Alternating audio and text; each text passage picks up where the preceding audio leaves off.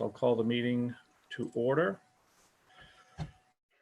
So the Board of Selectmen meeting Tuesday, April 7th, 6:30 p.m. pursuant to Governor Baker's March 12th, 2020 order suspending certain provisions of the open meeting law, general law, chapter 30A, section 18, and the governor's March 15th, 2020 order imposing strict limitation on the number of people that may gather in one place. This meeting of the Southborough Board of Selectmen will be conducted via remote participation to the greatest extent possible. Specific information and the general guidelines for remote participation by members of the public and/or parties with the right and/or requirement to attend this meeting can be found on the Town of Southborough's website at www.southboroughtown.com. For this meeting, members of the public who wish to watch or participate in the meeting may do so in the following manner by finding the meeting at www.southboroughtown.com/remote meetings. No in-person attendance of members of the public will be permitted, but every effort will be made to ensure that the public can adequately access the proceedings in real time via technological means. In the event that we are unable to do so, despite best efforts, we will post on Southborough's website an audio or video recording, transcript, or other comprehensive record of proceedings as soon as possible after the meeting. So the meeting is called to order. All selectmen are present except for Mr. Kalenda. Mr. Shea, First, yes. Mr. Kalenda is an attendee. If you want to pull him over. Oh, all right. Sorry. Hang on. Mr. Kalenda, promote to panelist. There we go. All selectmen are now present. Thank you, Brian. No problem. First item on our agenda is scheduled appointments, Senator Eldridge and Representative Dykema with a legislative update. And I am going to also move them to panelists, and they will hopefully join us smoothly. Ah, I did the wrong one.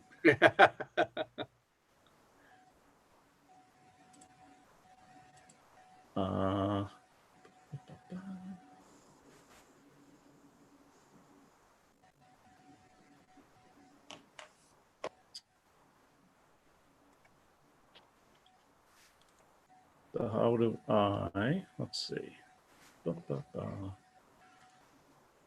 Senator Eldridge? Hi, can you hear me? You can hear you fine. Yes. Oh, great. All right, very good. Sorry, a little glitch there on my part. I moved the wrong Jamie over. So Senator Eldridge, Carolyn, I'm not sure if you can hear us, but it looks like you're on mute. If you could unmute just to make sure that you are there and we can hear you. Is that working? That works much better. Thank you. I'm not sure why I'm not on video, but if I can figure it out, I will change that. Okay. I'm sure it's something I did. That it was not intentional, I assure you. So we typically have these stop video option. There we go. There we go. I'm sorry, Jamie, you were saying? Oh, no, I was just telling Carolyn to change the video option, but I was mistaken. Got it. All right. So we certainly have these legislative updates under much different conditions. But we certainly appreciate the both of you taking time out of your very busy schedules to join us here tonight. I know your time, I'm sure, is in high demand with everything that's going on.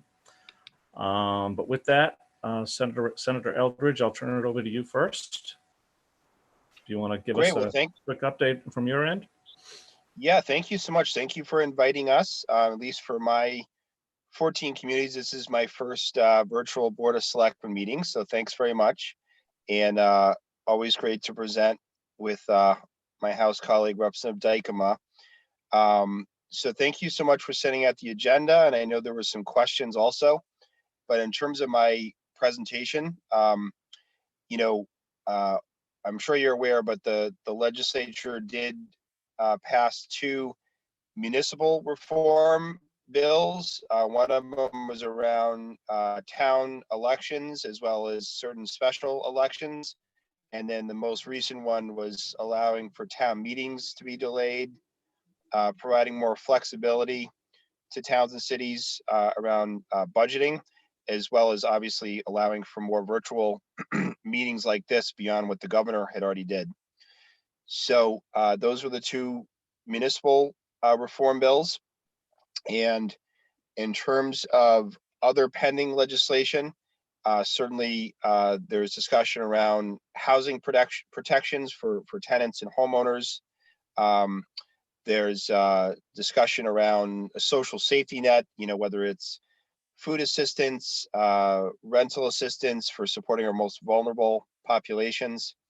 So I'm certainly on the Senate side, we've been very active with that. And I've been checking in with all of the food pantries throughout the district and just trying to get a sense of the needs of constituents.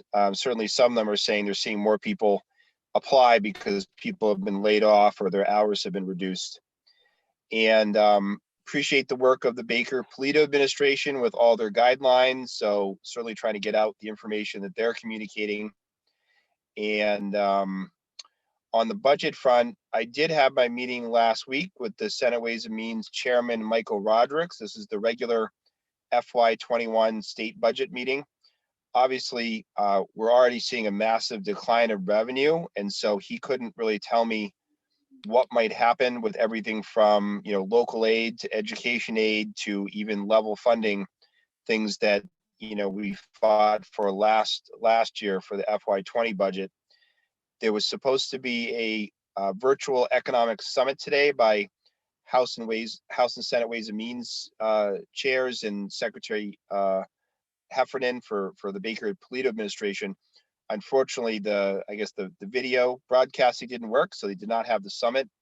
But I was going to bring together economic experts, economists about how much revenue could be lost, how that affects the state budget, and therefore towns and cities. Massachusetts is fortunate to have the largest rainy day fund in the country at over, I think, $3.4 billion, I think. So obviously that can, fill the gaps of reduced revenue. And I'm certainly going to be advocating, very strongly for, at the very least, level funding from last year. I'd love to see an increase, but I honestly don't know if that's going to be possible. But at the very least, level funding and sort of quote unquote hold our communities harmless in terms of the assistance that the boards of selectmen always advocate for. So more updates on that. And I guess the final thing I would say in the budget front is I certainly have been an advocate for some sort of emergency sub-budget to strengthen the social safety net around, food insecurity, housing insecurity, supporting our community hospitals, public health boards, any other, suggestions, ideas from constituents or elected officials, because I do think we need to do that now. The Federal CARES Act, is going to provide billions of dollars in Massachusetts, but unfortunately, I don't think it's going to be enough. And so I do think the state needs to step up at this time as well. And again, would welcome any ideas on suggestions to how to best serve Southport residents and Metro West residents in general. So thanks so much for having me, and looking forward to answer your questions later. Thanks, Senator. I guess I'll jump in now. There's a lot of ground to cover, and I first just want to acknowledge the town of Southborough for continuing to operate in these really challenging times. As we know, this situation with coronavirus hit pretty suddenly, and towns were really asked to turn around on a dime and make a lot of changes in the way that they operate day to day while still delivering services to their constituency. So I just want to recommend and commend you all. As Senator Eldridge had mentioned, this is also my first Board of Selectmen meeting virtually. And, Southborough is really just leading the way in terms of how we can operate in this new normal. Also just want to recognize the residents of the community who I know have been supporting each other through this. A lot of hardship out there, and, coming together around this is going to be really important. And I know the residents of Southborough, that community notion is very important to them. So I'll highlight just a few things. I'm sure you all have questions, and I'll try to move through the information pretty quickly and hopefully efficiently here. First of all, I thought I would just give an update as to what I've been hearing from residents of the district. Obviously, you're hearing things. I would love to hear what you're hearing so that we can work together to make sure we get the supports in place that we need. But some common themes that I've been hearing is obviously unemployment insurance. There are a lot of folks out there who are either newly unemployed or significant loss of hours that is impacting their income right now. So trying to work with local people to get them connected to unemployment insurance, and then try to guide them as we look to this expanded unemployment program for self-insured that's going to be made available through the federal program soon. Folks, for people that may be watching from home, that new federal program for self-employed is not available yet. They have to download some information and set up some program parameters working with the federal government. So people are asked to hold off applying for that program right now, but we'll be making information available as soon as that's ready for folks to apply. Small business loans, obviously, for small business employers, those have been very popular, were rolled out on Friday. And my understanding is that the need for those and the applications has been overwhelming. They're talking now about an additional wave of federal support as well to kind of backfill some of the need that may not be filled by the first federal program. Lack of personal professional equipment. It's been interesting to see how many healthcare providers we have in the district and in Southborough, and been hearing a lot about what you've all been seeing in the news, no doubt, about the lack of face masks and protective equipment. And so my office is getting pretty regular contacts from folks who are asking, whether it be for themselves or for their loved ones who may work in hospital setting, or in fact, a public safety setting. We all at the state level, the governor's office, obviously, but even us in the legislature are pulling whatever connections we can make to get some of that equipment newly available. Lastly is an increase in mental health concerns and issues that are increasingly bubbling up, where obviously isolation is really hard for people. And, that personal connection is really important to us, and people are struggling, especially I've been hearing from a lot of parents with young children who are trying to not only keep everyone safe, but also homeschool their children, which is a tremendous effort. So all of those things, having an open line of communication as we move through this and see new needs come up is going to be really important. And one of the things that one of my youth and family services connections had mentioned was the desire to be included in town conversations, whether it be with the board, with public safety officials, just to have an understanding of what public health needs or mental health needs there are, and then how can we connect folks in the community to services so that they get the support they need.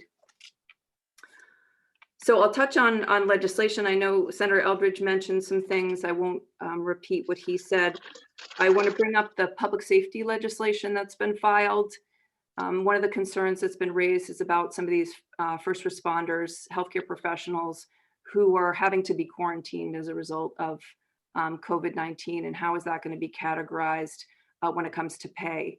So there is a bill that would institute emergency hazard health duty pay, which essentially says that if you are quarantined or impacted by COVID-19, the time that you are forced to take off work is actually considered fully paid time. So that bill is in the legislature right now. I did send out some information to the town on that, and the committee where it sits is now accepting testimony if anyone in the town wants to weigh in on the provisions of that bill or anything that the committee should be aware of. There's also, for the schools in particular, a question keeps being raised about the MCAS exams. There have been a lot of guidance issued to help schools with their transition to virtual learning. One of the things, obviously, that needs to be addressed both federally and at the state level is the MCAS requirement, which is actually statutory. So there's going to have to be a statutory change to amend that, and that bill is in process. I believe it's on the Senate side now, Senator, if I'm correct. Mm-hmm. Yep. Normally at this budget hearing at this time of year, we're talking a lot about state budget information. And as the senator had mentioned, there's not a whole lot to offer right now in this regard, just because things have changed so dramatically. the hearing that was supposed to be held today with the Ways and Means chairs that got canceled due to technical difficulties was really sort of rolling back the clock on the budget process. And by that, I mean, initially, the first step of the budget process is setting a consensus revenue figure where the governor's office and both houses of the legislature agree on a foundational budget number that we build the rest of our budget off of. That was the initial consensus revenue was done back in December, early January, before the governor filed his his budget. And so we're having to go back now and reset all of those numbers. So that's what this hearing was going to be, was, you know, the step to go ahead and reset that number so that we could then start the next wave of the budget process. We don't have that information yet. It's all very much a work in process. And I guess what I would say is let's just be sure to keep in touch as this moves forward. Hopefully we'll be able to hold harmless fiscal year 20, which is the current fiscal year, which ends at the end of June. There hasn't been any talk, as there was back for those of us that were around during the recession, of 9C cuts, which are essentially mid-year cuts to local budgets. I haven't heard anything about that. I have asked. We do, as the senator said, have a fairly healthy stabilization fund right now, which is good news. So hopefully we'll be able to hold the line through the rest of this fiscal year. But as far as next fiscal year, it's not even clear when we're going to formally start that budget process, never mind how we're even going to be able to vote as a legislature, given that we can't, you know, be physically present in the House. So all of that is still being worked out, and we'll be sending you information as that comes out. So of course, please, you know, continue to make us aware of your concerns and your needs as well as we have these conversations. There has been some conversation, you know, clearly the budget and COVID related legislation has been dominating what we talk about, but I do want to just mention that there are some other pieces of legislation, and there is a desire to move these fairly large pieces of legislation forward, even if it means extending our legislative session, which traditionally ends on July 31st, but we're talking about now potentially moving it out even further to try and get some of these legislative concerns addressed. One of them, and I want to put on your radar, is the transportation bond bill that the House took up a number of months ago. And there are a few things in there that I think will be relevant to the town that I wanted to highlight. One of which is a $500,000 authorization in there for the town of Southborough for pedestrian and bicycle mobility improvement and safety projects. So it's really just a placeholder for anything that the town would want to use that money for with respect to either sidewalks or trails or anything like that that would help the walkability of the community. I do want to asterisk that amount of money because I know in the past we've talked about bond authorizations and what they mean and how they're different from budget earmarks. So budget earmarks are immediately available and you get a check from the state. Bond authorizations are essentially, you make the short list, but then we have to go to the governor with a specific project and continue to advocate. So it's not guaranteed money by any means, but it's the first step in a process if the town wanted to pursue a specific project. The same legislation would also require that Mass DOT put together a formal mitigation plan and proposal for the Alston Viaduct construction project. And I don't remember whether we've talked about this before, but as part of the reconstruction of the Alston Viaduct on the Mass Turnpike, there are expected to be 8 to 10 years of closures of lanes on the Mass Turnpike, as well as disruption to the commuter rail schedule. So that 10 years of construction will have a very dramatic impact on anyone who lives in Southborough and commutes into Boston to work. So we have been lobbying heavily with the administration to put together a plan to mitigate that, provide funding to institute, whether it be shuttles or any other kind of workarounds for that. And we were thrilled to get in this bond bill a requirement that they put that together for us, which was a great win. I realize I'm taking a whole lot longer. I was intending to be brief, and I'm really not being brief at all. I guess I will just close by saying that I've also had a lot of questions about elections, and in particular, the primary election in September, as well as the general election in November. and what that means and how that's going to roll out. So I guess I talked to the Secretary of State's office earlier today, and what they were basically able to tell me that the November date is fixed. That is not expected to move. But what we are doing is hoping to increase the avenues for people to be able to vote, whether that's in by mail voting, extended, early voting through the mail, relaxing some of the requirements that you need to be able to vote through the mail, that kind of thing, really just to give everyone alternative options. Since we don't know what November, honestly, or September are going to look like right now, we're just trying to plan to be as flexible and have as many opportunities as we can there. So I guess I will end on that note. Vanessa did provide a few questions that we can certainly provide responses by mail. Otherwise, we can cover those at the end, maybe after we do other questions. Sure. Thank you very much, both of you. Very, very thorough updates. And before I turn it over to the board members for any questions or comments, I just want to, I think I sent this along in a note to you, Ms. Dykema, but this whole pandemic has hit at what couldn't be a worse time for every municipality in the town with respect to scheduling town meetings, with respect to local elections. I mean, this is really the time of year where we're taking all the actions that we need to do to put us in position to undertake FY21 seamlessly on July 1st. And that has just been completely thrown up in the air by everything that's been going on, which has resulted in the need for a lot of actions by the legislature to help the communities. And I want to commend everybody at the House and in the Senate and the governor's office. I think it's been a very, very cooperative effort. I think everybody's understood the urgency of it, the need, and it's been helpful to us. And there's certainly more that we're going to need to do and a long way to go still. But so far I'm just very pleased with the cooperative effort that all seem to be putting forth. So thank you for that. And with that, any other board members with questions or comments? I've got a couple of questions. Go ahead, Mr. Healy, go ahead. And Senator or Representative, again, thank you very much for making yourselves available. This is, you didn't go on too long. This was incredibly helpful. I guess I have, from a short-term perspective, and it kind of fits into what you said, how are the folks in Southborough doing? I mean, my sense is that we've been lucky, the weather's been good. And so that I think that definitely has a positive effect on people's mental health. I'm not sure if I've seen more bicycles, than I have in the last couple of days. I mean, people are getting outside.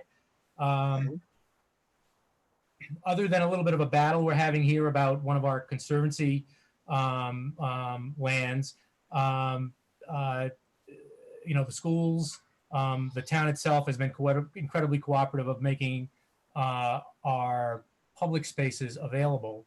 And I make an awful lot of use of them. And my personal observation is that the folks in Southborough are doing a terrific job with the social distancing guidelines. Please do not, at the state level, close Hopkinton State Park.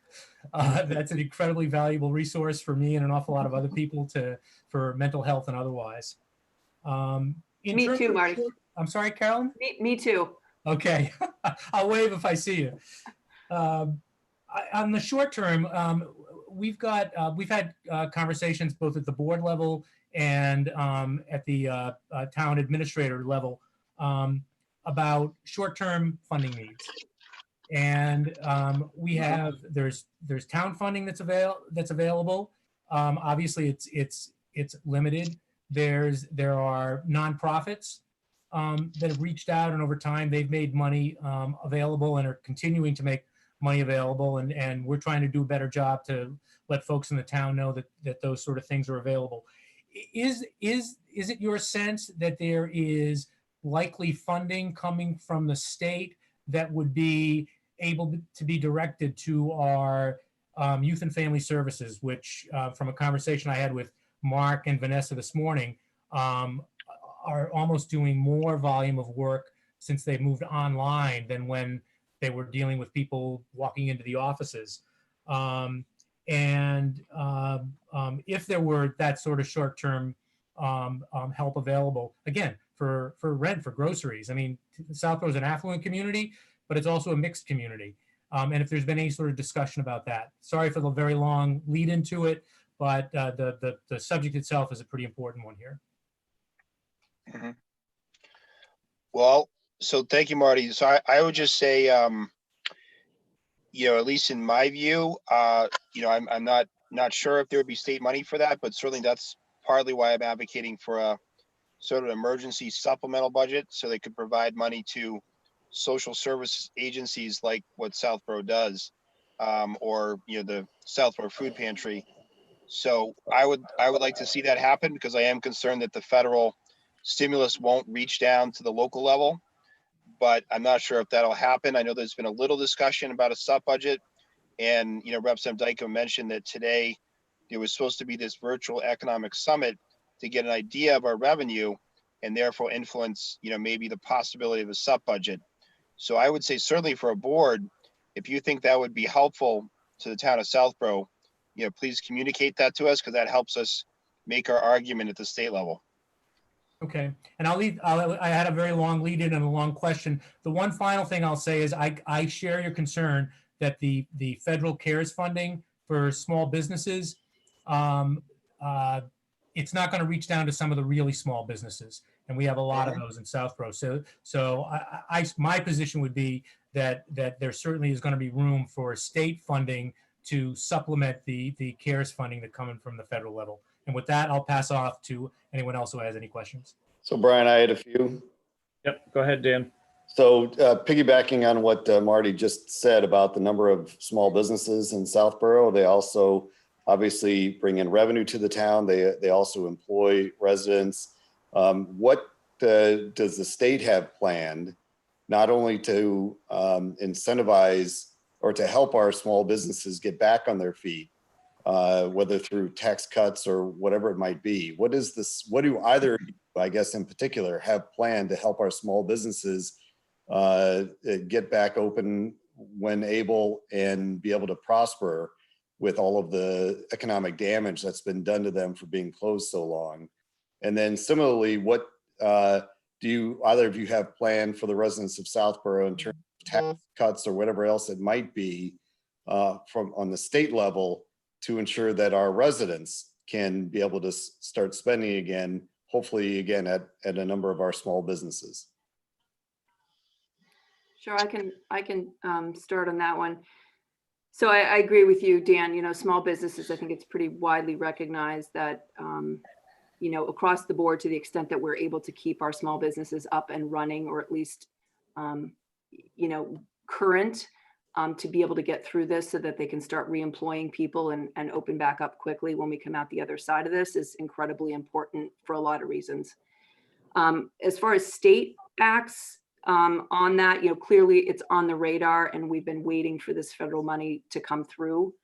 So the primary vehicle right now is federal, and using the federal stimulus money and making sure that it gets to the places that it needs to get. And I know there are some challenges with that. For example, I had a call the other day from a small business owner who had gone to their local bank, because these programs are run through the local bank. So they would go to their lender to just get a normal SBA loan through this new program.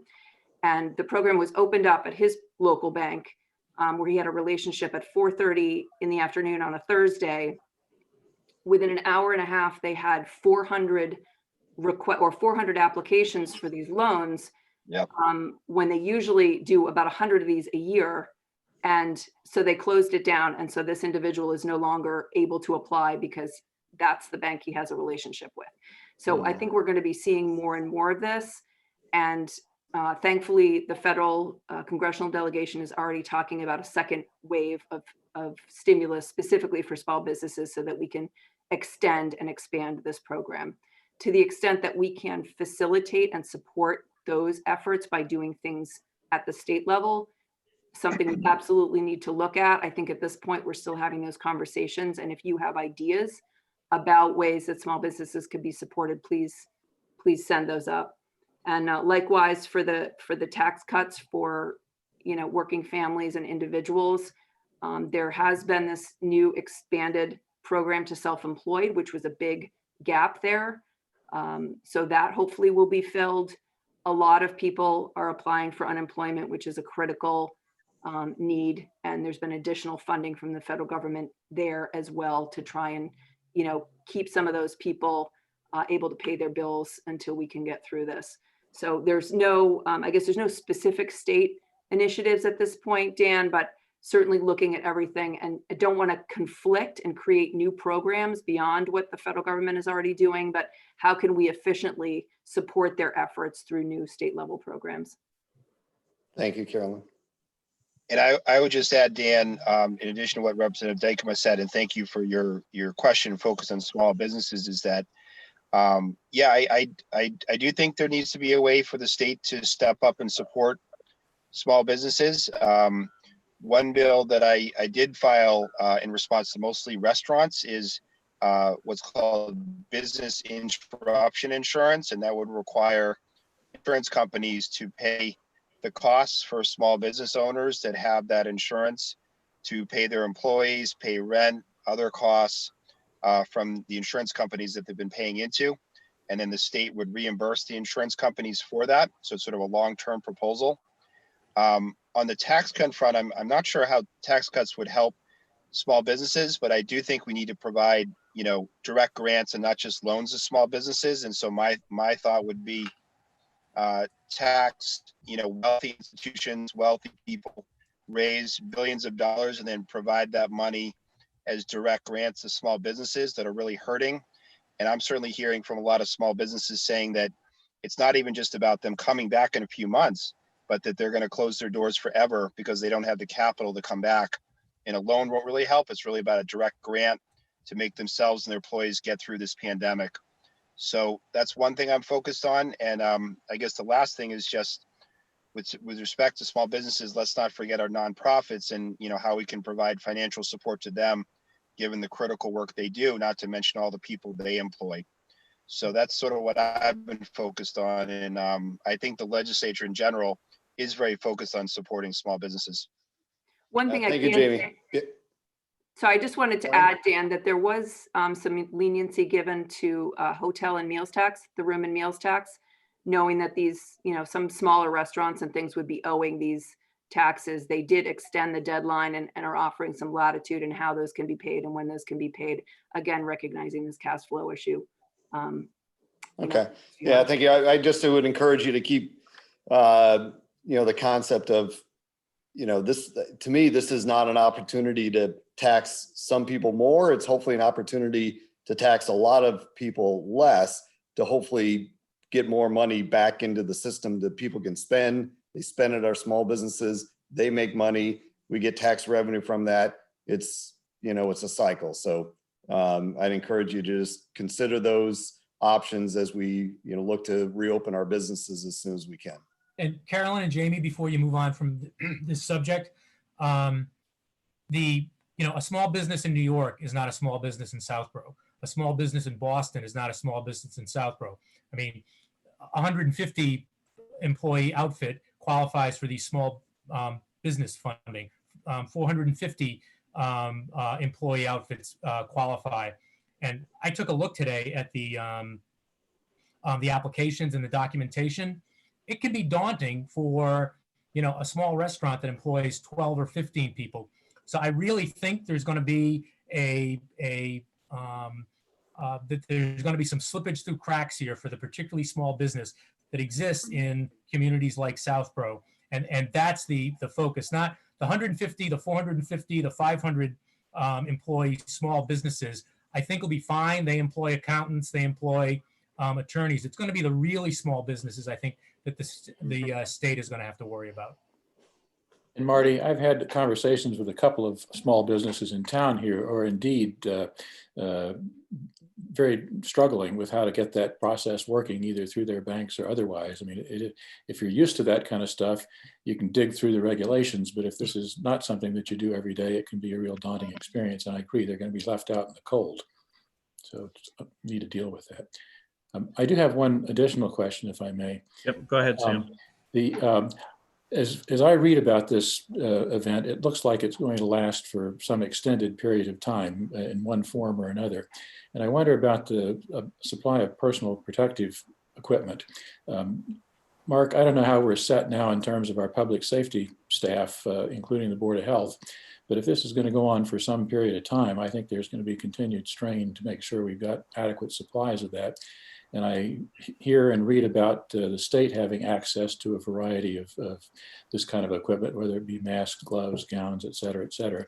Are there things that we need to be doing to get ourselves positioned to guarantee a steady supply of that, so our public safety staff is adequately protected as they deal with people who are likely to become infected over a number of months as we look forward? Well, Sam, sadly, I don't think the state has extra of those supplies. I mean, you know, we obviously need the federal government to increase their production, and there are some, you know, factories and buildings in Massachusetts that are, creating these supplies now, the N95 masks, but, you know, clearly there's a big gap there, and, you know, I hope that can change, but need the federal government, you know, to collaborate with the state government and get more companies to be producing these products. And it's a real crisis. So I share your concern, and our first responders need to get those supplies as well. But the state doesn't have any plans in place to find supplies and funnel those to the towns, so the towns aren't left scrambling independently out there to buy what they need. Yeah, well said. I mean, the state is doing everything it can to get supplies for a range of needs, including help, you know, frontline healthcare providers, public safety officials. We had a conversation with the secretary this morning about the need for congregate care facilities such as, you know, group homes for the disabled, nursing homes. All of these individuals who are working on the front lines don't have enough protective equipment.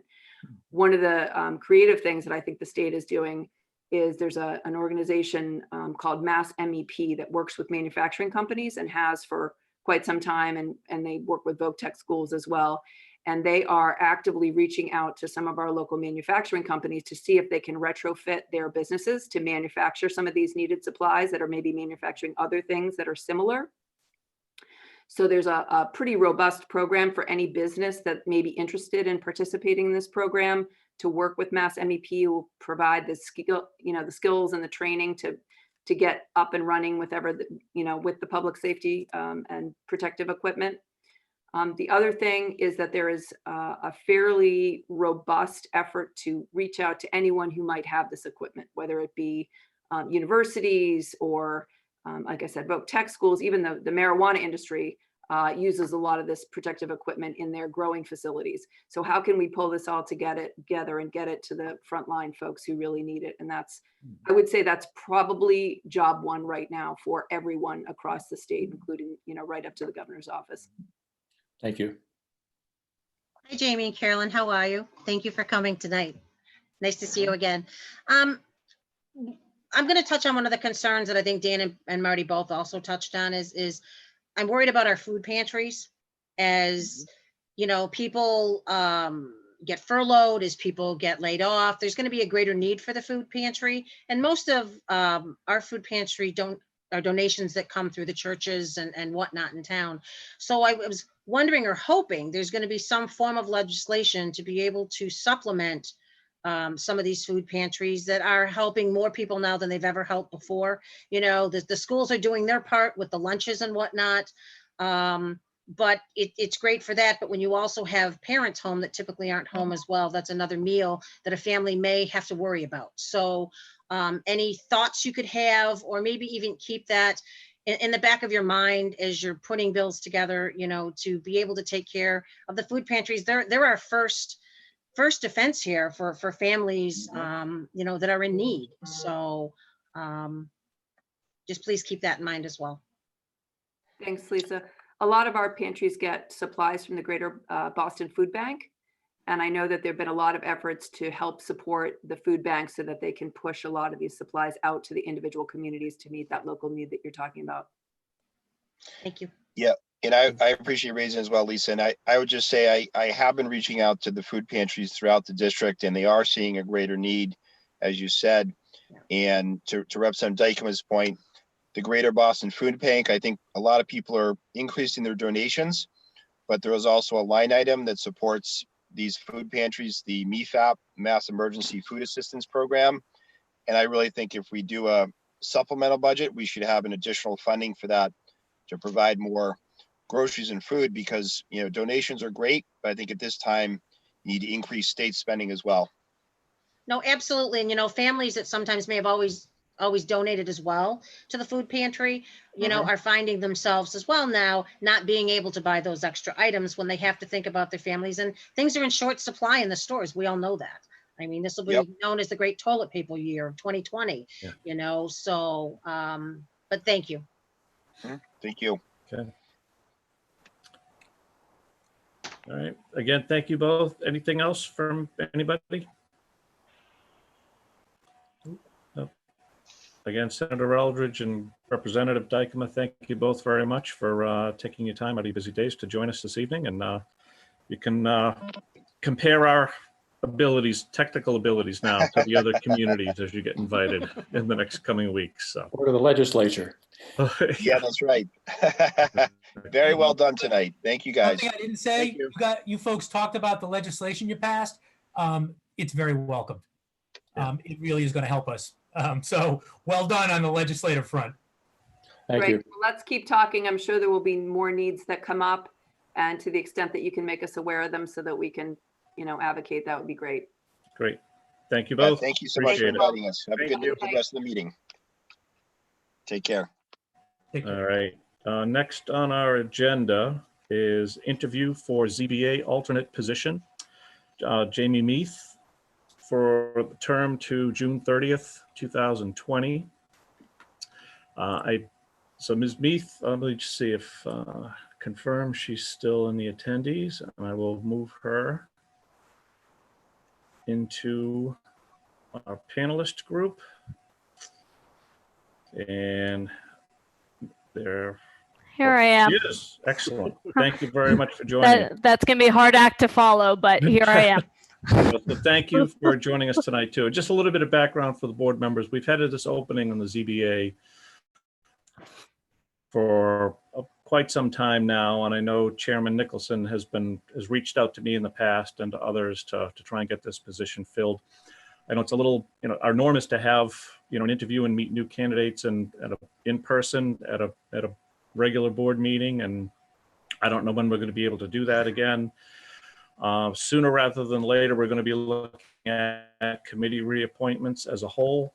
So I just thought it would be a good idea to speak with Ms. Meath tonight. She was, you know, nice enough to put in and apply for the position.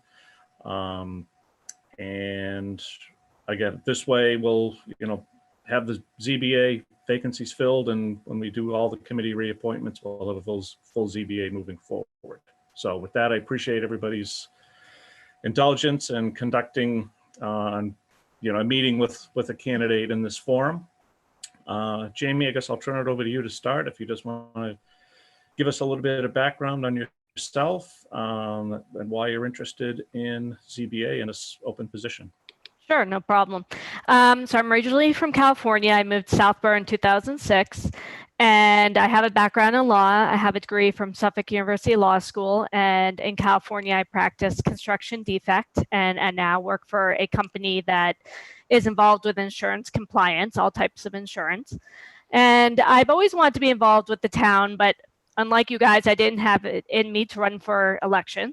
So I happened to see, I think it was on the My Southborough, that position was open. And I had actually been before the ZBA for a variance for our own home a few years ago.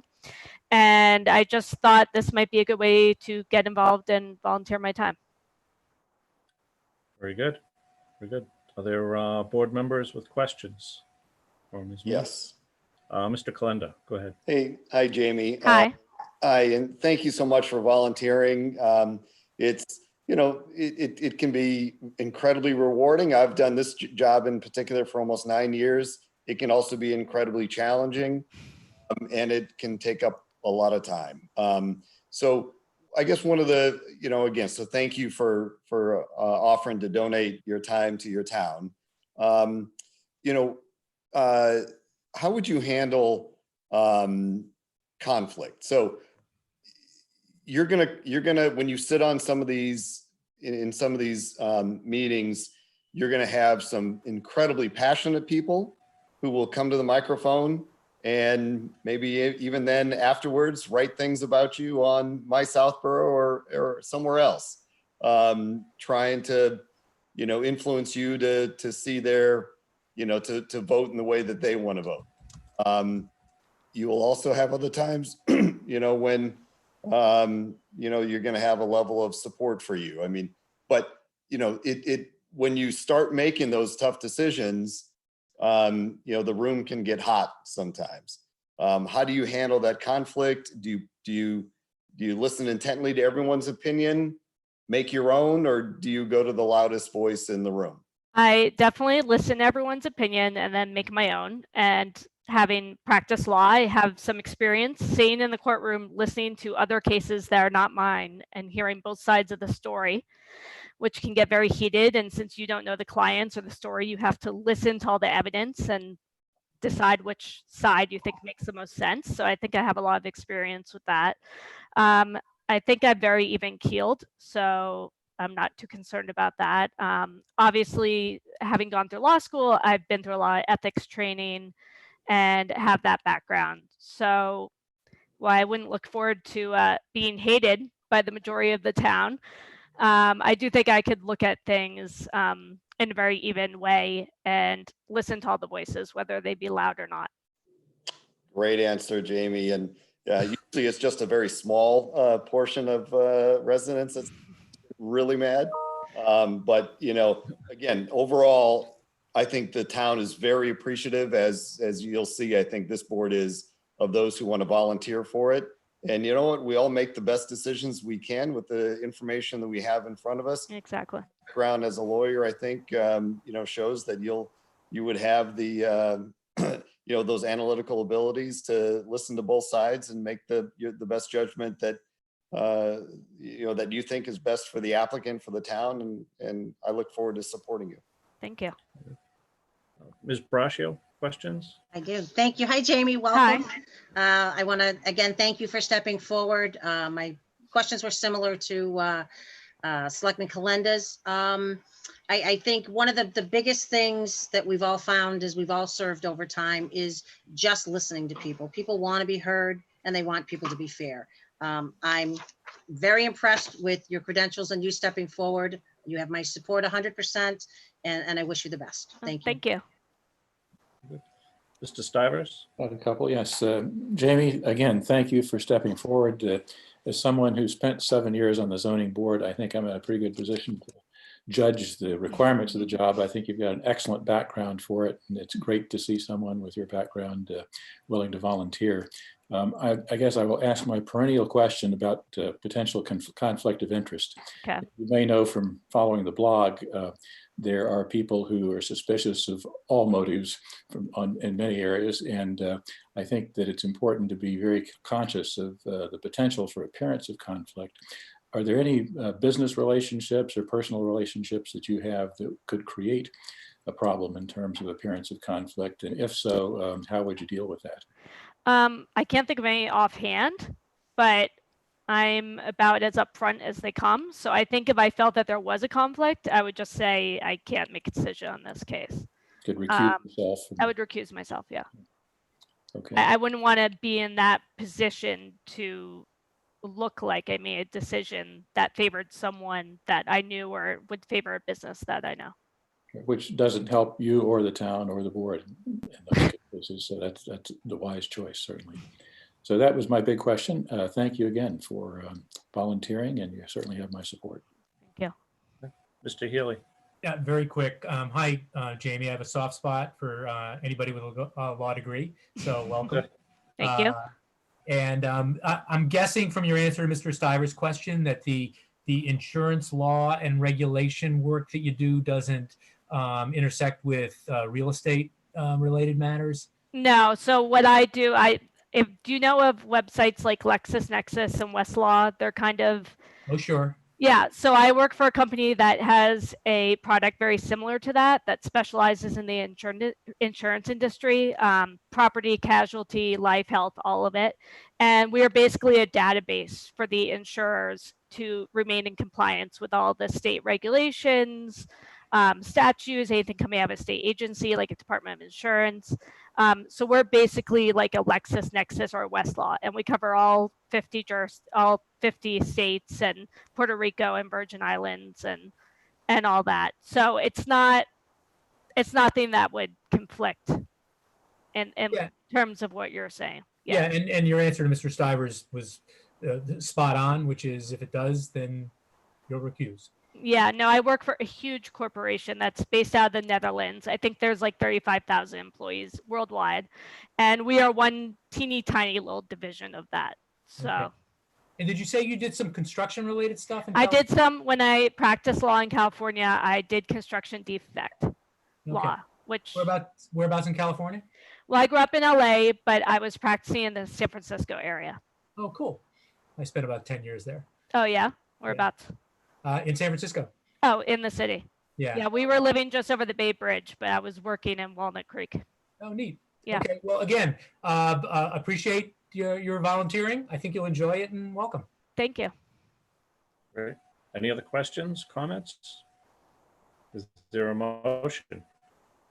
Right, I I'll would move move that that- we appoint Ms. Meath to the alternate position, term to expire, is it June 30th here? Is that the current one? That's correct. And then she'll just get, rolled into the next committee reappointments that'll be coming up in the next few weeks. I'll second that, Brian. Moved and seconded. All those in favor? Stivers, Shay, aye. Kalenda, aye. Russia, I. Healy, aye. It passes unanimously. Jamie, Thank you. thank you very much again Congratulations, for Jamie. for Good luck. stepping up to volunteer welcome. and for your patience and joining us this evening. Appreciate it very much. Thank you, Somehow guys. you get sworn in by the town clerk. Yeah, so I don't know how that's going to happen.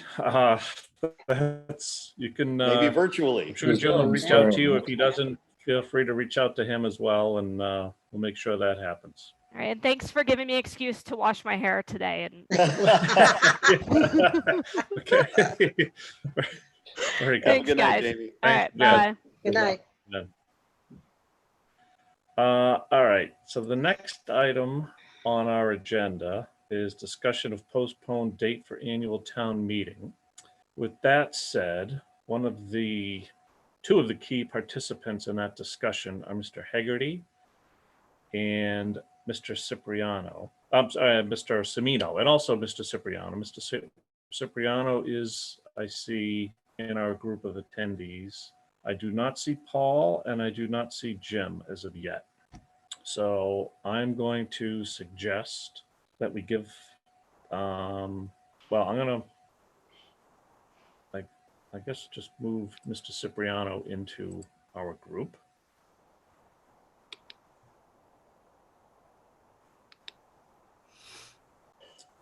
Good evening, Aldo. Can you hear us okay? Looks like you're on mute right now, though.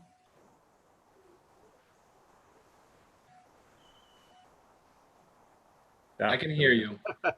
And we can see you. A tie even in these times. Wow, I'm impressed. Aldo, I'm going to hold off a bit and give Jim and Paul Semino a chance to call in. They're not on the Zoom right now, so I'm just going to go through a couple of administrative items on the agenda, and hopefully they will join shortly. That'll be fine.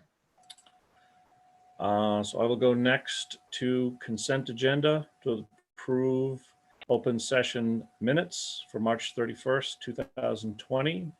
Is there a motion? So moved. Second, Is there moved, seconded? Any discussion? All those in favor? Shay, aye. Kalenda, aye.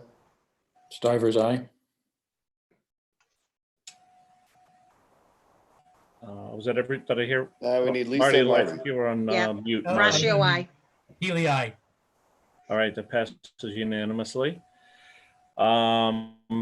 Next item, as we continue to wait, update on impact of COVID-19, continued discussion of meetings of town boards and committees during state of emergency.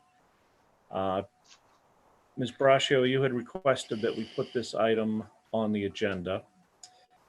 And I did. know that Tom has sent an email to the board as well earlier today, giving his perspective on other boards and committees meeting. So Lisa, I guess I'll turn it over to you first.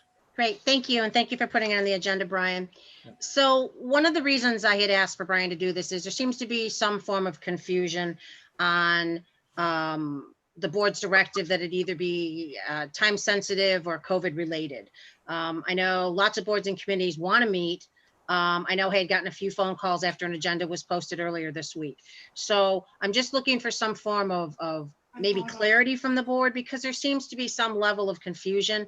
Also, one of my concerns was, and I'm glad Tom had sent his note, is I am all for getting all the boards and committees back meeting again, but we can't overburden Tom in trying to do that. So it's trying to find the balance. I personally am not really, until Tom tells me that he's got people trained and that the burden won't fall on him for all these meetings, I'm still hesitant to open that door to anything short of time sensitive or COVID. I mean, even this board is only dealing with COVID and time sensitive items right now. So just thoughts from everybody. But again, my main concern is keeping Tom from being overloaded, because he's got so much going on for all of us right now. So I agree with the with wanting to be cognizant of the time drain on Tom in doing this. And from the email that he had sent out earlier, it's good to see that he is reaching out to others to get them, to get other people exposed to this, trained on this, so it isn't just Tom that does it.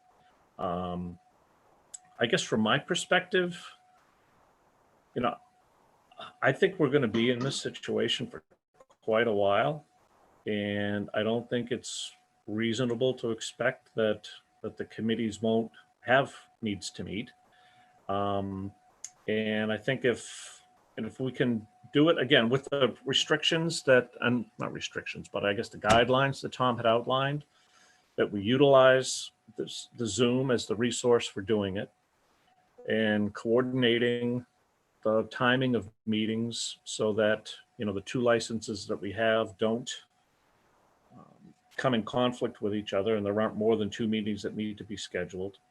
I think it's, personally, I think that, you know, I think we're getting comfortable enough with this format. I think people are going to be using this format for a long time moving forward, and I think it may be time to allow folks to start to meet again and start to return some normalcy in people's lives and the boards and committees' lives as well. I don't know what other people think about that. So Sam, you're on mute. I'll go to you though. A question that may be directed at Aldo. As boards start to meet again through Zoom, I think about the permitting boards, and I wonder if there is an issue relative to a permitting board that takes a vote to issue a permit remotely like this, and that permit is later contested for some reason. Is there any legal basis for suggesting that that kind of vote is not as firm or solid as something that happens in person? It's a good point. I don't think so. As long as the guidelines are followed in terms of how you conduct a virtual meeting, and as long as there is accurate record keeping, that's not going to change. That it won't be virtual. That's going to be a physical record. That's what's appealed. That's what's challenged.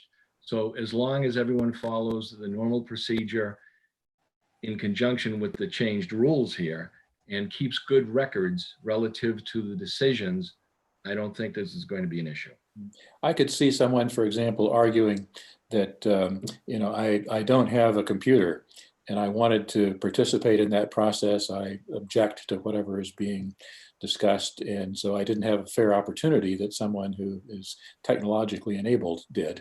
Again, I have no idea how the courts might look at something like that to potentially invalidate a permit. They would not, they would frown on that. They would want full participation by whatever device or means can be had. So that's going to have to be addressed as we go along. But to preempt because of electronic deficiencies, a person's involvement would not be looked at favorably. Yeah, so I'm suggesting if we can think of ways to actually provide for that kind of access as we go forward. And if there's anything else that you can think of that could somehow be argued that invalidates or creates an opportunity for appeal of decisions, it'd be great if we were relatively bulletproof on terms of permitting, particularly going forward. I guess a couple of, Aldo, if I can just jump in for a second. Sure. And I'm sure you get a lot of the same emails I do from the Supreme Judicial Court and otherwise. I guess my view is that that town boards and committees operating in good faith are going to be given an incredible amount of latitude by the courts. The emails that and updates that we're getting from the courts are new ways for your signature to be used in documents is being recognized by the courts. You can see the legislation. So I think good faith is going to be a very important consideration. And with that in mind, Sam, to address your point, what we might do, particularly for permitting boards, is to include on the notice that's on the website that if someone wishes to participate in the meeting and does not have access to a computer, that they and Mark, maybe you can jump in here, what the vehicle would be to advise the townhouse of that, so that we might have the ability to make additional, accommodation. Or might have capacity at the library, for example, for people if we can go out at some point. Something like that. That would cure, that could cure a procedural issue. That's absolutely the right way to go, because it's a whole new world out there right now, and we've got to make sure that there's sufficient transparency and public involvement, particularly in the public hearing process. Mm-hmm. So what are we being asked to do tonight? Any other? Brian, I can jump in. Are we Dan, being asked to actually do something tonight? why I asked Brian to put this on the agenda, Dan, was because I was getting a lot of questions from people. I serve, we all serve on different boards and committees. And for instance, ShopSy wanted to meet. And I said, no, the board is preferring that you wait unless it's COVID-19 or whatever, because that was the direction we had given. So my question here is for the board tonight. Are we going to open this back up so all boards and committees can meet? And if we are, how can we be cognizant of Tom's time? And do we want to put a time frame on when we can open it back up? Because I think business as usual has to start at some point, and there are boards and committees that need to meet. So how can we come up with a solution to making that happen? Hey, Lisa, Dan, you were talking. Go ahead. No, and I didn't know if that's something. I mean, good discussion here. Maybe that's also something that Mark, Vanessa, Tom can wrap their heads around too. In their daily meetings to see if that's something. How can we make this happen? I agree with you, Lisa. At some point, and hopefully some point soon, we want to start, having some normalcy and having other boards and committees be able to meet. They have important business that has to be done as well. Yeah. Not everything to me has to be COVID related. I mean, there's other things that have to be done to help move our town forward. And I'd like to see that happen sooner than later. So maybe that was just my thought, Marty, and maybe Vanessa, Mark, and Tom can start to put their minds together on how to do that. I'll just weigh in. The original concern was one of volume, and there was a concern that because everything was going to be done through virtual meetings, that there was the potential for a real overload, particularly for Tom and his time and capabilities. Obviously, he's shown that he has mastered this, and so much so that he's now in the process of training other folks to master it. So I think loosening up the original vote we took, which was that we would leave it to the judgment of the boards and committees, but that they limit it to things that were time sensitive and COVID related, that we loosen that up and allow boards and committees to meet. The one additional sort of proviso that I would include, though, is the other reason for not having all virtual meetings or having everything be discussed in a virtual setting is what we were talking about before. It really does affect the ability of the public to participate. So if there are items that are particularly important for public participation and there's not a particular time element, I'm fine leaving that to the discretion of the boards and committees, but I think it would be important for us to let them know that that's an important consideration, that this is the virtual meetings are not a panacea. They don't replace the ability of people to show up at the townhouse and participate. And so with that advice to boards and committees, I'd be willing to give them the green light to go ahead and operate, unless and until we hear from Tom or from Mark that we've overloaded the system. So just, I'm sorry, Sam. So if I could just jump in just to answer some of the questions that have been going on. So I have had conversations with Tom, and that is my concern, and Lisa brought that up, and I thought that was, a good point. Tom's all we've got. And he has been doing a great job in trying to transition from these live settings to these virtual settings. And he has been shepherding a lot of these meetings until he's sure that boards and committees and the chairs can administer these meetings on their own, so that we make sure that what we're sending to the town's YouTube site looks good. I do understand from Tom, we have had several other people, including Miss Hale and Miss Danza, and I believe Ms. Hockler from planning, who are willing to also help to administer these meetings, with Tom. There's a training that's going to happen later this week. So we will have Tom will have minions to be able to help with setting up these meetings. I think the biggest issue is everybody wants to meet on certain days at the same time. And there's no way that Tom can run two different meetings. So, given that we're talking about virtual meeting rooms and, we're really not bound by a 6 or a 6:30 type of thing. And the public does have a better opportunity at least to watch and participate when it's virtual and you don't have to be in a given space. That's the flexibility piece. But to Marty's point, I think that we are seeing, that light at the end of the tunnel in terms of Tom having more hands to be able to run these meetings, so he doesn't have to be there for every meeting. So I do think that would, starting next week, it makes it a little bit easier to, to allow, all of these boards and committees maybe to start to get back to a sense of normalcy. And Brian, I had a couple of comments. Go ahead, One, to Marty's point, I think it's, again, great to get back to business as usual. I think that puts even more pressure on the boards and committees who are meeting to actually get a meeting packet out sufficiently in advance with whatever documents are going to be discussed. And some boards do that very well. Other boards have not been doing that so consistently. So I think that's, for me at least, part of the requirement. If you're going to use the virtual approach, you got to get the meeting materials out enough in advance so people can see it. I think there are two critical resources here. One is the number of Zoom sessions that we can run, which I understand is 2 now. So we could have 2 meetings going simultaneously. We had a conversation, do we need more? Not clear to me we need more of that. But the other critical resource is Tom's or technical resource to do it. And it sounds like we're making progress in terms of broadening the capacity there. But for me, one of the missing elements is I think you got to have a central scheduling function in here somewhere.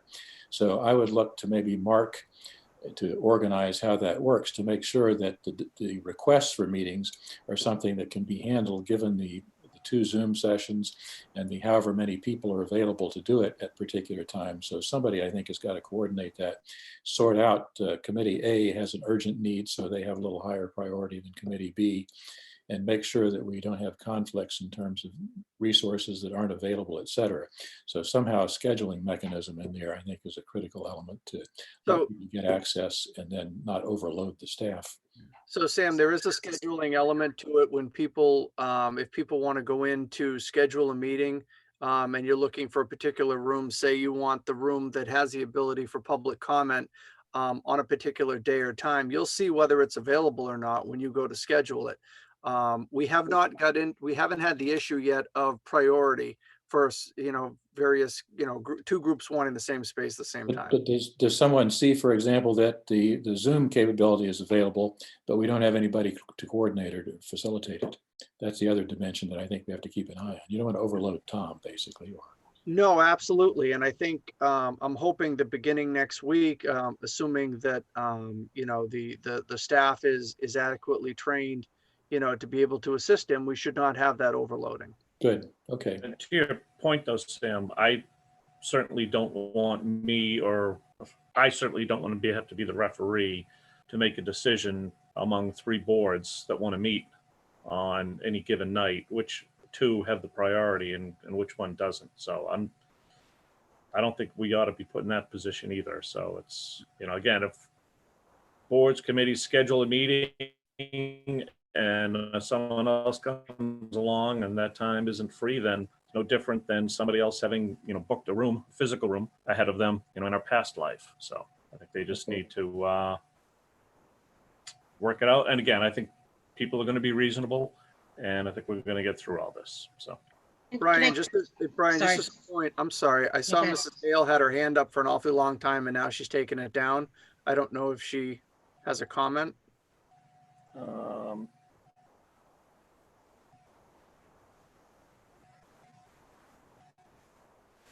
Maybe we get Lisa's comment while we wait for the rest. Thank you. Go ahead, Just a quick thing. I wonder if we should, because public participation is so important and we do have the capability to do it, maybe it's worth it for us to mandate that if you're going to have a meeting, to be able to use the meetings like we're doing now, if the room is open, to be able to have public participation, that we would recommend that they do that. I worry that if this room's open and somebody has a meeting and there's something on an agenda and somebody says, I didn't have an opportunity to participate and this other room was open. Yep. No, I'm sensitive to that and agree wholeheartedly with the point that Marty made earlier about just doing everything that we can to promote public participation in these meetings and allow people to participate. So. Thank you. So Brian and Lisa, since our previous vote was to leave it to the discretion of the boards and committees, but to highly recommend that they limit it to urgent matters and COVID matters, I guess I would move to soften that to those meetings be an important consideration for them, but that they also are open to have, given technical capabilities and availability, to have business as usual, normal meetings as well. Yep. I'll second that. Okay. All right. Any other discussion? All those in favor? Shay, aye. Kalenda. Russia, why? And I will just point out for the record that Dan, you're giving us a nice evening on Southborough if you sit out in your deck. So I got kicked out of 2 rooms in the house, so I figured I'll come outside. You got a fire pit going, Dan? No fire pit yet, but the hawks or whatever they are up there are they come back every night, so they're roosting up in the high trees. All right. Very good. All right. Turkeys and whatnot. All right. So we now have Mr. Haggerty and Mr. Semino with us. I'm going to promote both of them to panelists.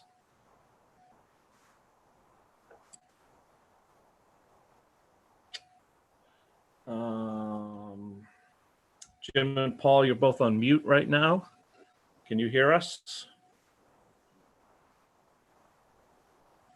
Yes. Can you hear me? Can Hi, hear you, Paul. Paul, very well. Yes. Jim, still can't hear you. You're still on mute.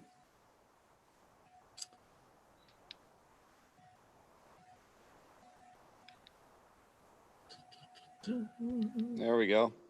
There we go. Jim, are you there? Can you hear us? Can you hear me now? Can hear you now, Jim. Very good. Great. Thank you. All right. Thank you both for joining. And this brings us to The scheduled appointment, the third scheduled appointment that we had for this evening, which is discussion of the postponed date for annual town meeting. Town meeting is currently scheduled for next Thursday, April 16th. Legislation has been in place to allow for a meeting that has already, or town meeting that has, for which a warrant has already been posted. For the moderator to change that or postpone that meeting date in lieu of a public safety situation. And that has now been extended through the recent legislation to include this pandemic that we are living through as well. So as we all know, that we've already postponed the date for the annual town meeting. It was originally supposed to be Saturday, March 28th. It has been moved now to May 16th.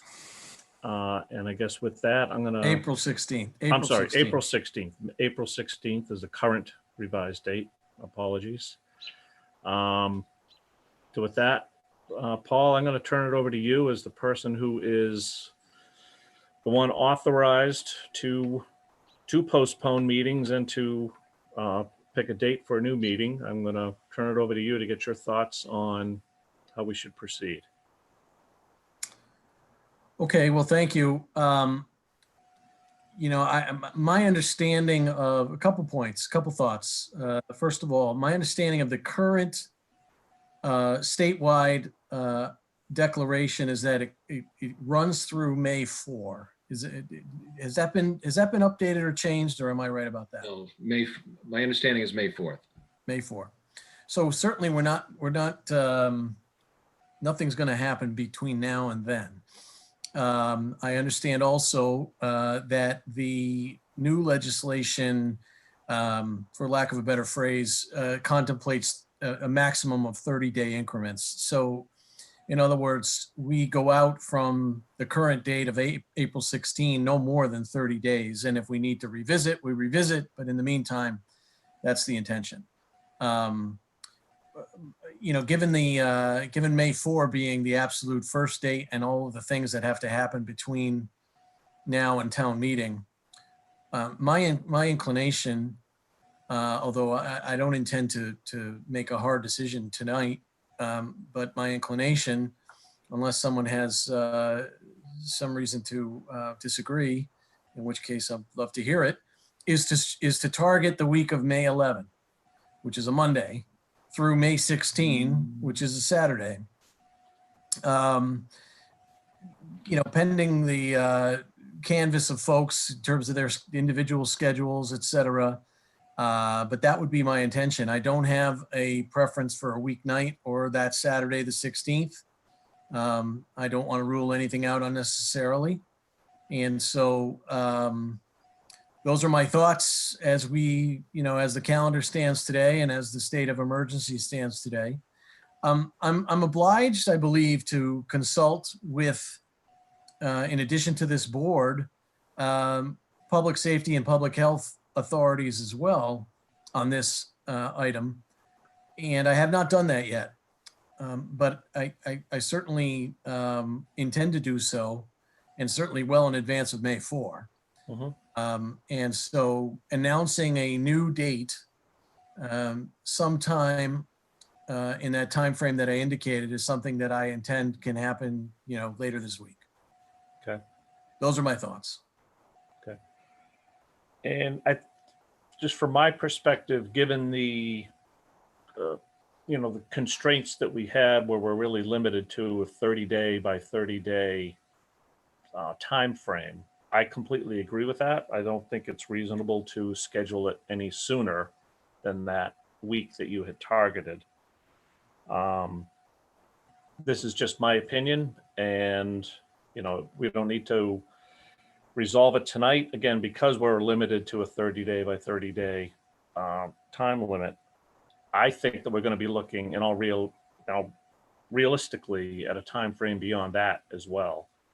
And I just think that we're also ultimately going to be looking at a much different format from the town meetings that we've grown accustomed to. As I just think it's going to be a long time before people are going to be in enclosed buildings again. And I think we need to start thinking, be prepared to think out of the box for some sort of an outside town meeting.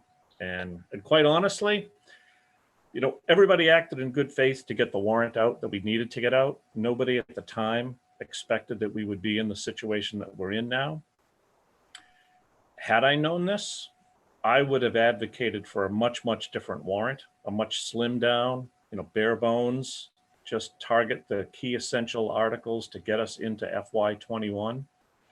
And everything else, let's target for a fall town meeting when we can guarantee that we can have a town meeting in the Trotter Auditorium, in the surroundings that we're all accustomed to allow us, you know, the opportunity to have a full and healthy debate on all of the warrant articles. I just think to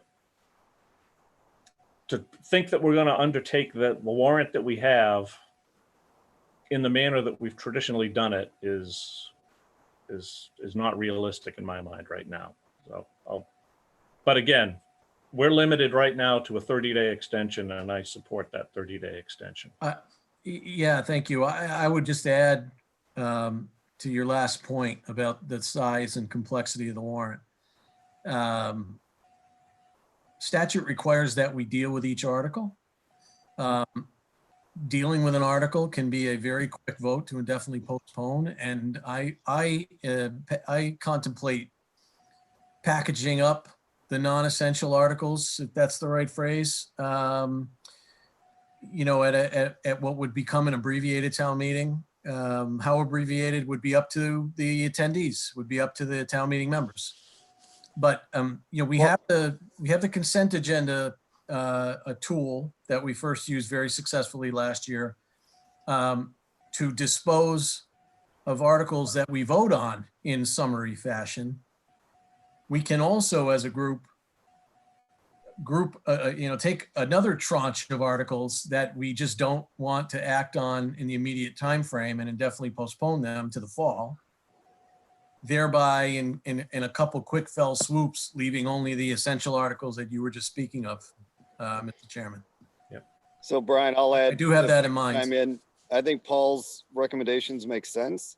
And I guess my question was really for Paul, Jim, and Aldo. Have you heard anything, any other options of what towns might be able to do in terms of voting? For instance, having a virtual town meeting, the ability of people to vote by mail. I mean, I know you don't have the great debates, but you know, these are different times. And at some point we have to be able to pass those budgetary items. You know, have you heard anything from the state, or are there any other options that other towns or the state is coming up with so that we can make sure that, you know, come June 30th, we're able to continue business July 1st? Dan, I have not, and municipal lawyers for the last month have conducted telephonic conferences where we discuss pending litigation, necessary litigation that our cities and towns might request, and to just have a general open discussion about how we're going to implement the provisions of the new laws that are going into effect.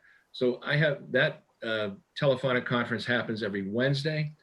I'll raise the issue, but there's nothing on the horizon that would do anything to change the traditional town meeting. Aldo, I actually think that's the most important thing, where you said at the end, the traditional town meeting. I don't think just I was surprised at the legislation that was passed and signed by the governor.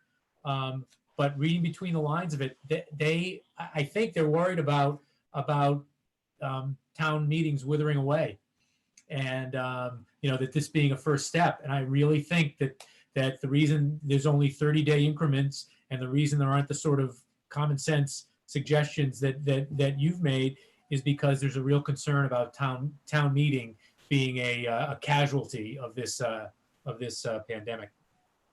I think you're right, and the other point is how to really know who's participating remotely or virtually in the town meeting, who may or may not be a voter, and you lose control of the tightness of the legislative process. Any other comments? from board I just members? have one question, if I may, Brian. Go ahead, Lisa. So I think you touched on it and Paul touched on it as well about potentially doing and definitely postponing some articles until the fall. Can you just walk me through that process a little bit, just so I have a better understanding of how that would take place if that took place? Well, you know, at times it doesn't seem like it, but the care and feeding of the warrant really does lie with town meeting members. As I mentioned, statute requires that we take up each article. How we dispose of them, or the order we take them in, for example, or the grouping of articles for purposes of discussion or other action, are things that the town meeting members can approve. So what I was suggesting and how I envision it would work is I would entertain a motion to group certain articles for purposes of discussion, and then town meeting floor would have to approve that motion.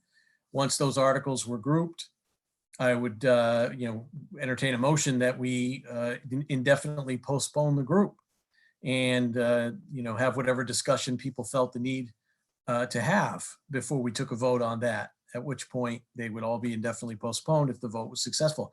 Obviously, this would take some planning, some thinking about what those other than critical articles are, and some education of the public to expect this kind of thing. I would not advocate or suggest that we should come to our next town meeting, whenever it is, with a plan to summarily postpone. Hey, Paul, can I hang on 1 second? Lisa dropped off at some point. Oh, So can we give her sure. a quick minute to call back in again? Yep. Sorry about that. That's all right. Hey, Dan, can you hear me? I can, yes. I was just, you mentioned about the birds and the trees and so forth. So you beat me to my question to you, which was, are you really outside?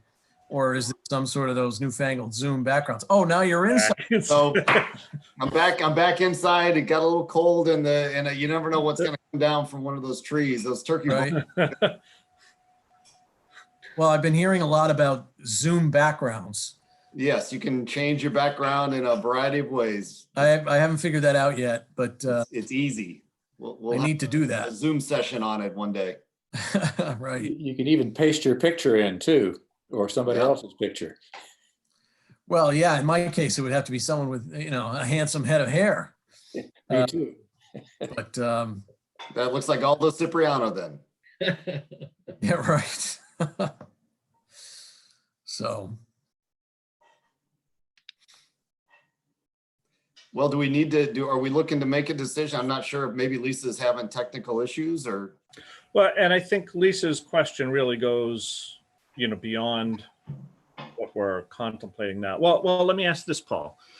Would you be looking at revising the location for town meeting, or just setting a new date at this point? At this point, I would just be setting a new date.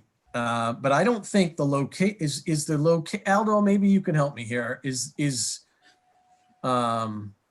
it incumbent on us to specify a location when we announce the new date? I think it would be appropriate. Okay. Well, then I've got to do a little more thinking about that, Brian, because I up till now, that question hadn't occurred to me. I mean, So my assumption, if we get the all clear, is that we get the all clear, right? So that Trottier would be available. The issue I've always had with an outdoor town meeting, or the idea of an outdoor town meeting, is weather. And that's a big if sometimes. And so, if we could find a way to be inside, but nevertheless spread out, that would be my goal. Yep. And You know, and I understand that. I could anticipate hesitancy from a number of people that typically do attend a town meeting Yes. to attend anything indoors still. Yeah, and the question and will I be, and I would hate to move forward with a town meeting that, and again, part of the reason why I only want to limit it to those items that would be critical to us getting into FY21. I really don't want to set up a scenario where people don't feel comfortable in attending from a public health perspective. I feel as strongly, if not more strongly about that than you do. I don't want to have a town meeting, frankly, if there's anybody out there who feels like they were compelled not to come. So Paul, you just hit on exactly what I was going to say. You are never going to please every resident voter. Everyone, somebody's going to have a different concern than the next person. Someone's going to say, well, we do it outside. Someone will say, I'm not standing outside in the elements. I'm only doing it inside, or I will only do it by mail. You cannot. So what I'm hoping for at some point is that we get some guidance from the state as to how towns are supposed to conduct town meetings in this world that we're in now. Yes. I guess, Paul, my view on this is it sounds like your recommendation, proposal, however you want to characterize it, is to, based on the new legislation, to continue, that it's your intent to continue the town meeting date again, likely to a date the week of May 11 to 16. And personally, I don't object to that. And the only observation I would make is that the legislation allows the date to be set. For instance, even if May 4th, the governor lifts the state of emergency, we have 30 days from then to actually have the town meeting. So the earliest that I think the state of emergency is ever going to get lifted is May 4th. I'll be surprised if it's lifted on May 4th, but we would have 30 days after that to continue the town meeting again. And I would just continue it as far out as we can, because the more time that's available for people, the more comfort level there's going to be wherever we end up having this thing and whenever we end up having it. Agreed. So sorry, Sam, just real quick to Marty's point. Marty, in your scenario, you know, within 30 days of May 4 is June 4, but we don't have the power to go out to June 4 right now. So No, I understand. Okay. I mean, I understand. That's what I'm saying. I have no objection to continuing it to a date between May 11 to 16. I picked the outside date. I'd go with the 16th because I don't think we're going to have a town meeting by May 16th. And I would just extend it out as far as we can to have the flexibility to because I think there's going to be another 30-day extension after the May 16th date. Understood. Okay. So Jim, you had joined as well. Just curious if you had any thoughts, any input on this, and not that I'm, entertaining any discussions on setting dates on this, but another thing that comes into play that you need to deal with is the town election as well, and the workload that falls upon you with a town meeting and a town election. Jim, can you hear me? Yes. Yeah. I'm sort of in Marty Healy's camp on this. I think that realistically, we're not going to end up having a town meeting or an election until sometime in June. And I haven't heard any definitive information from any state source to give us changes in how elections and or town meeting would operate. So I'm just asking questions and listening and trying to figure out what options would become available down the road when we eventually hold these. If by chance, worst case scenario, you had the town meeting on one day and the election the next day, we could make that work. But boy, it's going to be interesting to see how we can safely hold a town meeting and an election to do this safely for both the residents and the election and town meeting workers. This is going to be it's going to be interesting to see how this all plays out in a month or 6 weeks or whatever. I don't know right now. Yeah. We'll be good. Yeah. All right. So Ms. Brush, I see you have rejoined. Hopefully I didn't hit a wrong button and kick you out. So. No, my internet went down, but thank you. I had to All wait right. for it to go back up, so. All right. So I know you were in the middle of question and answer from Paul. I don't know if you still have something that you want to continue with, and my apologies to everybody else if it is repetitive. We did hold off a bit, but No, it's fine. Just continue. It's fine. okay, sorry. All right. So I don't think, again, Paul, you're the one with the authority on this, so there isn't a board vote that really comes into play at this point. No, this consultation is contemplated by the legislation, so we needed to do this. And as I indicated earlier, I'll be reaching out to public safety and public health. And then, I can communicate through Mr. Purple back to you guys, as well as town council and the town clerk. Okay. Later.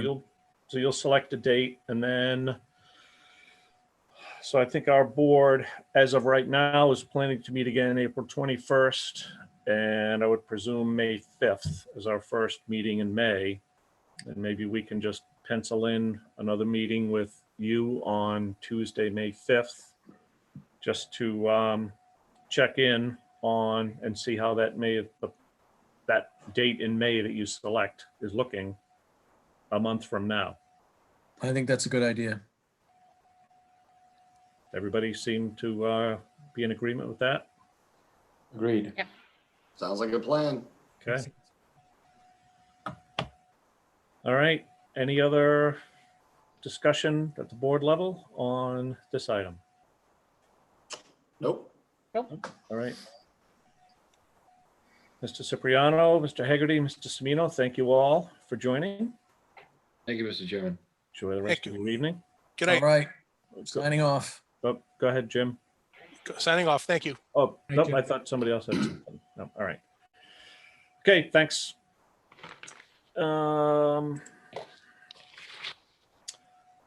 With that, I think we have covered everything on the agenda. Curious if any of the attendees that are with us have public comment. We'll go to public comment at this point. Again, if you do, you should see a raise hands icon on the screen. If you could raise that, if I do recognize you, state your name and address, and we'll go from there. So is there public comment? Once? Going twice? Seeing no public comment, is there a motion to adjourn? So Mr. Chairman, there Go were a ahead, couple Mark. of things in terms of COVID updates that, just a couple of things I wanted to go over. Motion has been made, Mr. Purple. I understand, and if it's seconded for discussion, we can go there then, but Motion was made, seconded, and the chair will go to Mr. Purple for an update. I'm actually kind of disappointed that Mrs. Hale wasn't waving her blue hand over there, with your motion to adjourn. Just a couple of things I wanted to bring to the board's attention. Again, this COVID response is really kind of a moving target. We don't know what we don't know. And, we continue to try to get it right. And by the time we get it completely right, hopefully we'll be out of this. But a couple of things. One, there was federal legislation that was passed by President Trump on March 18th, the Families First Coronavirus Response Act. As part of that act, it did expand the Family Medical Leave Act, and it does make that available to employees to help with childcare issues. For people who may find that they have to work and now the kids aren't in school. And there is the ability for cities and towns to exempt public safety employees from that, having that expanded benefit in order to ensure that, that we have appropriate staffing. There are cities and towns that are exempting their public safety people from having this benefit. But what I would suggest to the board that I would pursue, and again, you've got to make notifications to the unions. They do have the ability to bargain.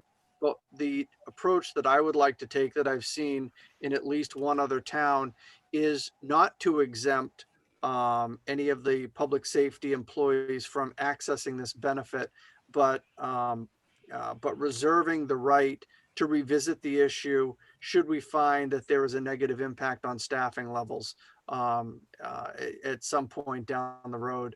I think that this, sends a better message to our public safety employees. And I just wanted to get the board's sense on that to see if there was a concurrence in that approach. Makes sense to me. Okay with me. Me as well. Makes sense. Mark, my only question would be, I'm assuming from what you said that there isn't a sunset date in the legislation by which you have to act if you want to exempt? No, there is not. Okay. There is not. Okay. Sounds Thank good. you. The other thing that I would like the board to do at this point, which seems to make sense, is to basically put in place a hiring freeze, at this point for any existing vacancies, and unless the board approves the hiring of that position. That would at least give some control over filling any vacancies that may be existing at this point, so we can determine whether that needs to happen now or whether those could be delayed. Want to see if the board would consider that as well. Can you do that administratively yourself without the board's vote? So I think it carries a little more weight, obviously, from an elected board, Sam, by supporting that position. I don't want to get into a certain contest, with somebody over whether we should do this or shouldn't do this. And I'm not thinking of anybody in particular, but I just think that the board should be able to, have some decision as to whether or not, we'll be, hiring into a vacant position at this time, given that, some of the things that you heard tonight from the representative and the senator, at this point, they're trying to hold us harmless for 20. But, we are trying to, keep expenses down in the event that, that becomes an issue. I guess Your my view, Mark, is that if there's an open position and a department head believes that it's absolutely essential to fill, they can make that pitch to us, and we can make the determination that, notwithstanding a freeze that we voted on, that position is appropriate to be filled. I think it's going to be a tough argument for somebody to make, given current circumstances, but obviously we could do that. Yeah, I just would like to put it back to, let somebody make the argument to the board, and then the board has the decision. I think that it would be better to have it with the board than simply with me. So you've got 5 people instead of 1. Mhm. I like the idea, Mark. Does your recommendation include the current advertised position for town accountant? Yes. So I need to, I think at this point, we'll need to see, I wanted to put it out, see what we get for applicants in this climate. I know that there are some other towns that have had positions out and open, and it's very difficult in this climate. I'll be honest with you. The town accountant intends to retire on June 30. I've already had conversations with her about continuing in the role after a 2-week cooling off period, if in fact we go there, just to make sure that we have some continuity in the position. That's something else we don't know as to what, what this current situation is going to do to our hiring prospects. Mhm. Okay. I will move that we do that. That we freeze all hiring with the proviso that obviously we can deem a particular position essential if a sufficient argument is made. Second. Move seconded. Any other discussion? All those in favor? Shea, aye. Stivers, aye. Healy, Galenda, aye. Brashio, aye. So I'm looking at the list Vanessa made for me. And I'm gonna cherry pick a little. There's one other item. The board was very good about passing the policy in terms of remote working remotely, during this crisis, to try to allow some of that happening. And quite honestly, I think it's been very effective in most areas. We have now found that people who are working remotely, and like I said, that piece is working well. People who may have been quarantined for any particular reason, have been returning to work after going through certain processes that Ms. Hale has been working with Leslie Chamberlain to make sure that we're putting everything in place the way we should. That is not codified in our current policy. And I think it's something that should be. And again, if you remember when we did that policy the first time, we wanted to codify some of the practices that we already had in place. And I think that's something that that we should codify at some point. I did not have the ability to get something ready for you tonight to review. And as I told Mr. Shea earlier today, I didn't want Mr. Healy scolding me for putting something on the table, 2 hours before the meeting and asking the board to take a position. So I think it would be, I'm putting this in the board's bailiwick that I think that we need to codify in that policy, amend it to codify the processes for people to be able to return to work from a quarantine, whether it was from a positive COVID test, or in the majority of the cases, simply from a quarantine, just out of the abundance of caution to ensure the integrity of the rest of the workforce. Okay. So would you like to work with Vanessa to come up with that language? Would you like a board member to bounce that off of and work with and have something ready for us at our next meeting or at another time? I think it'd be helpful if there's a board member or I'll say a board member. I was going to say two, but that's fine, just to try and again, we're not reinventing the wheel. There are other communities that have already incorporated that language, and some of the other language that we talked about earlier for the referencing the federal act that came down from President Trump, with the Family and Medical Leave Act pieces. So I think there's some, the path has been worn. It's just a matter of us taking all of that and amending it correctly into what we already have. I'd volunteer to work on that if nobody else is interested. Works for me. So moved. Okay. I just want to make sure that it's run by council before it comes to the full board as well, Mark. Oh, absolutely. Like I said, so I think the goal is to try and bring a workable draft back to the board for your approval at the next meeting. You're not meeting again until April 21st. If we find a need that we need to have this really codified in place sooner, then we can do that. But again, I just want to codify the existing practices, that we're using to make sure that the employees who come back are now, well, and we're not going to have, they're not going to spread anything to any of the other employees. Dan. Okay. Very good.